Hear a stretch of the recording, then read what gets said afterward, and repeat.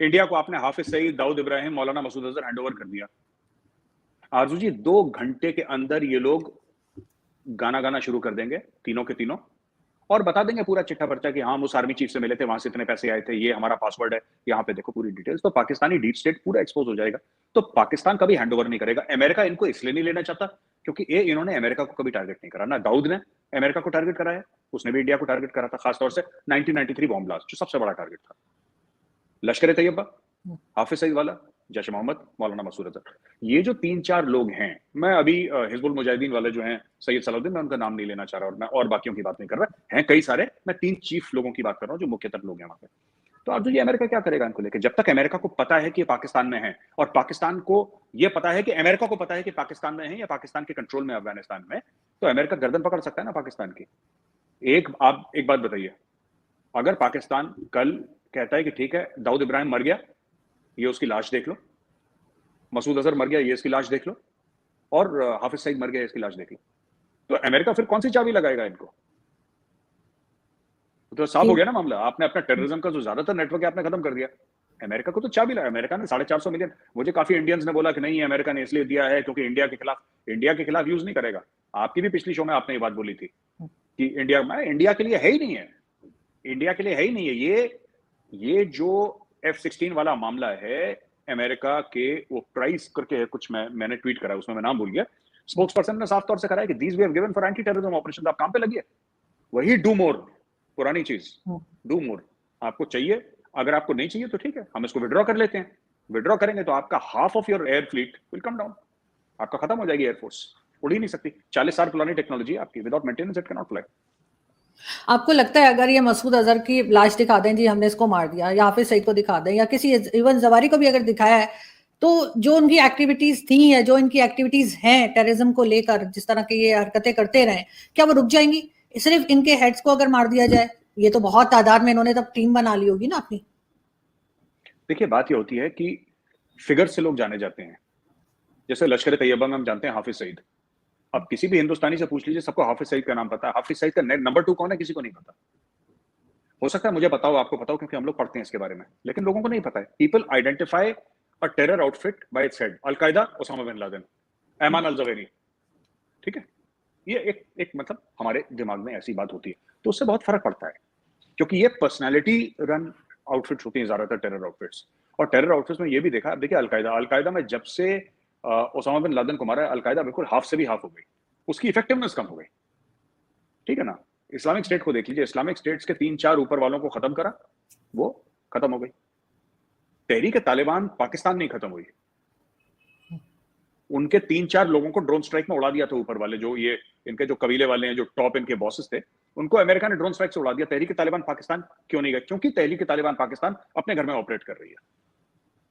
Tehreek Taliban Pakistan is operating inside Pakistan, जो कि उसका घर है, वो पाकिस्तानी तो है, वो सब पश्तून है, देवबंदी है वो लोग, वो वहां पे ऑपरेट कर रहे हैं। अलकायदा चाहती है कहीं और ऑपरेट करे, मल्टीनेशनल ऑपरेशंस आप नहीं कर सकते ऐसे। इस्लामिक स्टेट चाहती है मल्टीनेशनल ऑपरेशंस करे, आप नहीं कर सकते ऐसे। जो अफगान तालिबान है वो क्यों स्ट्रांग है? अफगान तालिबान कहती है कि हमें अफगानिस्तान से बाहर कोई मतलब नहीं है, अमेरिका जो करे हमें कोई लेना देना नहीं। तालिबान ने कभी किसी को बाहर जाकर अटैक नहीं करा, उनके सारे अटैक या तो पाकिस्तान में होते हैं, अफगानिस्तान में होते हैं, इसके अलावा उन्होंने तीसरे मुल्क पे कभी अटैक ही नहीं करा। They are not interested. जो कई पाकिस्तानी ये कह रहे थे ना कि तालिबान आएगा, इंडिया के ऊपर अटैक करेगा, कश्मीर, वो पीटीआई की जो खातून थी जो कह रही थी, Arzoo ji, Afghan Taliban has no interest in the rest of the world. They have no interest. They have no interest in India. They have no interest in America. वो कहते हैं हमारे मुल्क में मत आओ, बस उनका इतनी सी ख्वाहिश है कि आप हमारे मुल्क में मत आइए, बाकी आपको जो करना है अपने मुल्क में आग लगानी लगाओ, हमें छोड़ दो, बस दैट्स देयर ओनली पॉइंट। नहीं, आप बिल्कुल ठीक कह रहे हैं, मगर अगर हम साथ साथ ये बात करें कि क्या पाकिस्तान कह देगा कि यहाँ पर मसूद अजहर नहीं है, अफगानिस्तान में है, अमेरिका यकीन कर लेगा, इंडिया यकीन कर लेगा, या इंडिया की अपनी भी तो कोई इंटेलिजेंस होगी ना, क्योंकि आप लोगों के यहाँ ज्यादा नुकसान हुआ है। पाकिस्तान में जितना मर्जी किया हो, लेकिन ज्यादा टैक्स तो इन लोगों ने इंडिया में जाकर किए हैं, तो आपकी अपनी भी तो कोई इंटेलिजेंस होगी जो चेक कर रही होगी कि ये असल में है कहाँ पर। सिर्फ डायरेक्शन चेंज कर देने से पाकिस्तान के हर कोई भरोसा तो नहीं करेगा। आरजू जी, मौलाना मसूद अजहर कहीं पर भी हो, वो कनाडा में बैठा हो, उससे कोई फर्क नहीं पड़ता, वो पाकिस्तानी सिटीजन है।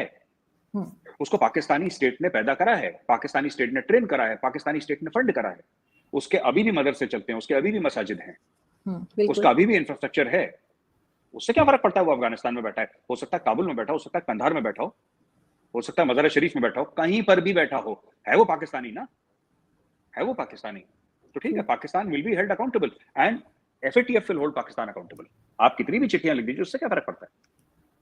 देखिए मैं आपको एक बात बताता हूँ, जो पाकिस्तानी लॉजिक देते हैं ना पाकिस्तानी स्टेट, मैं पाकिस्तानी कहता हूँ मेरा मतलब पाकिस्तानी स्टेट से, आवाम से नहीं है। हाँ। जो पाकिस्तानी स्टेट लॉजिक देता है ना दुनिया को, ये कोई और मुल्क वैसा लॉजिक नहीं देता। ये अजीब-सी बात करते हैं जिसका कोई सर-पैर नहीं होता, मतलब तो इंडियंस को भी काफ़ी टाइम इंडियंस कन्फ्यूज़ हो जाते हैं कि यार ये बात क्या कर रहे हैं, मतलब ऐसे थोड़ी ना होता है।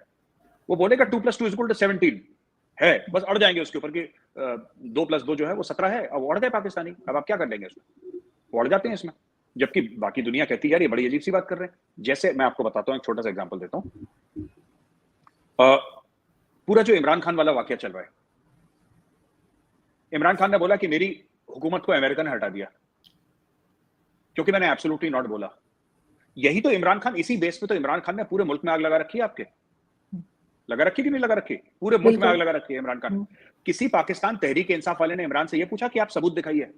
अमेरिका क्यों हटाएगा इमरान खान को? अमेरिका को क्या इंटरेस्ट है आप में? क्या इंटरेस्ट है अमेरिका को इमरान खान में? इमरान खान को, आपसे मेरा मतलब है पाकिस्तान तहरीक-ए-इंसाफ। आप लोग उसको खुदा मानते हो कि दुनिया थोड़ी ना उसको खुदा मानती है। आपको लगता होगा वो हाथ उठाता है तो बारिश हो जाती है, हाथ नीचे करता है तो धूप आ जाती है, पर दुनिया को ऐसा नहीं लगता है। The world does not think of Imran Khan like this. He is a cricketer who happens to be a politician, that's it, कहानी खत्म हो गई। राइट? उसने एक बार वर्ल्ड कप जिताया तो क्या हुआ? धोनी ने तो हुँ। 2-2 वर्ल्ड कप जिताए, 3-3 वर्ल्ड कप जिताए, तो क्या हो गया? अब ऐसा थोड़ी ना कि हम धोनी को प्राइम मिनिस्टर बना लेंगे, लेकिन ठीक है, पाकिस्तानियों को क्रिकेट पसंद है, बना दिया उसने, ठीक है, बना दिया आप। बट एक बात बताइए ना, उसने बोला कि मुझे अमेरिकन्स ने हटा दिया कुर्सी से।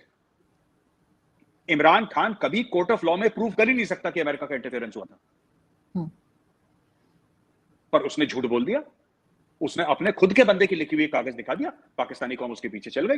ये पूरा देखिए ना, ये पाकिस्तान में लगातार होता चला आ रहा है। आपका जो इतिहास है, आपकी जो तारीख है, आरज़ू जी, भरी पड़ी है इन सब चीजों से, भरी पड़ी है। मैं आपको दसियों एग्जाम्पल अभी दे सकता हूं जहां पे लोगों से साफ झूठ बोला है कि ऐसा, आपको पता है ना, बड़ा फेमस चीज मैं टेलीविजन पर कई बार बता चुका हूं। 16 दिसंबर को जब सरेंडर हुआ था, 1971 में ढाका में सरेंडर हुआ था, उसके एक दिन पहले डॉन न्यूज ने छापा था, we are close to victory, हम जीतने वाले हैं, एग्ज़ैक्टली। जीत की नहज पे, हम जीत की नहज पे खड़े हैं। जबकि 15 तारीख को सारी डिसीजन मेकिंग हो गई थी कि we are going to surrender tomorrow, कल हम पोस्ट लंच करेंगे, लंच के बाद हम जाकर सरेंडर के डॉक्यूमेंट साइन कर देंगे, जनरल अरोड़ा इधर होंगे और जनरल नियासी इधर होंगे और ये आपस में साइन कर देंगे। ये स्टोरी हो गई थी, लेकिन पाकिस्तान ने बोल दिया हम बस जीत की कगार पे खड़े हैं, बस कल जीतने वाले हैं, काफिरों की गर्दन काट देंगे। उन्होंने सब लोग वहां पे खुशियां मना रहे थे, अचानक अगले दिन। तो ऐसी दसियों चीजें जहां पे झूठ बोला गया पब्लिक से, ये मसूद अजहर का वही केस है। दोस्तों आप लोग जानते हैं पाकिस्तान के अंदर भारत के जो मोस्ट वांटेड क्रिमिनल हैं वो बैठे हुए हैं और पाकिस्तान उन्हें पनाह दे रहा है, जैसे कि मसूद अजहर और भी ऐसे बहुत सारे क्रिमिनल्स हैं जो भारत की मोस्ट वांटेड क्रिमिनल की लिस्ट में आते हैं। और दोस्तों इसको लेकर के जो मेजर गौरव आर्या ने कहा कि जो पाकिस्तान इनको भारत को हैंड ओवर नहीं करता, इस डर से अगर भारत को हैंड ओवर कर दिया तो भारत इन्हें 2 मिनट लगाएगा इनके मुंह से ये उगलाने में कि आखिरकार इन्होंने पाकिस्तान आर्मी के साथ मिलकर के ये भारत के ऊपर जो हमले किए वो पाकिस्तान आर्मी से मिलकर ही करवाए थे। और इसी डर से पाकिस्तान इन्हें हैंडओवर नहीं करता है, क्योंकि इसमें कहीं ना कहीं पाकिस्तान सरकार और पाकिस्तानी आर्मी का इन्वॉल्वमेंट देखा जाता है। इन्हीं से मिलकर के ये भारत के अंदर दहशतगर्दी फैलाते हुए नजर आते हैं। बाकी दोस्तों मेजर गौरव आर्या ने जो कहा है, आप लोगों को उस सब को लेकर के क्या लगता है? क्या पाकिस्तान को इन क्रिमिनल्स को भारत को हैंडओवर करना चाहिए या पाकिस्तान इसी डर की वजह से इन क्रिमिनल्स को भारत को हैंडओवर नहीं कर रहा है? आप लोग भी इसको लेकर के अपनी राय कमेंट्स में जरूर देना। तो चलिए वीडियो को समाप्त करते हैं, मिलते हैं नेक्स्ट वीडियो पे। जय हिंद, जय भारत। और आप अगर